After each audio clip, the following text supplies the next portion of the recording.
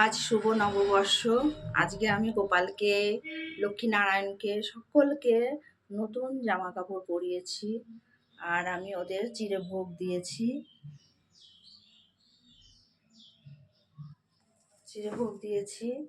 আজকে সকাল থেকে তোমাদেরকে কাউকে সময় পাইনি কমেন্ট করার, কারণ সকালবেলায় আমি ঠাকুর ঘরে ঢুকে সব ঠাকুরগুলোকে স্নান করিয়েছি।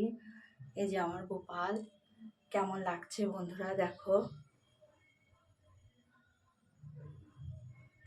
তোমরা জানিও। আমার ঠাকুর ঘরটা না, আমার মানে কি বলবো, ঠাকুর ঘরে ঢুকলে আমার মন অন্যরকম হয়ে যায়। আমার মনে হয় যেন এদেরকে নিয়েই আমি সবসময় থাকি। আমার ভীষণ ভালো লাগে এদেরকে নিয়ে সেবা করতে। তো কেমন লাগলো দেখো, আমার নতুন জামা কাপড় পরিয়েছি গোপালকে।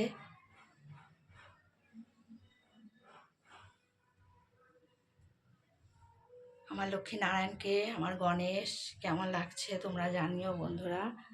তো রাখছি, আজকে না তোমাদেরকে কমেন্ট করার একদম সময় পাইনি। তো কিছু মনে করো না, আজকে সকাল থেকে ঠাকুর ঘরে ব্যস্ত ছিলাম। তো রাখছি বন্ধুরা, সকলে ভালো থেকো।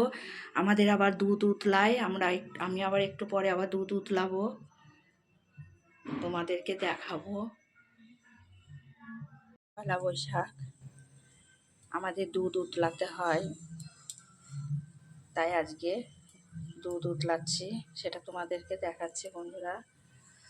আমার এই যে পুজো হয়ে গেছে, ঠাকুরকে দেওয়া হয়ে গেছে, এখন এই যে দুধ উতলাচ্ছি।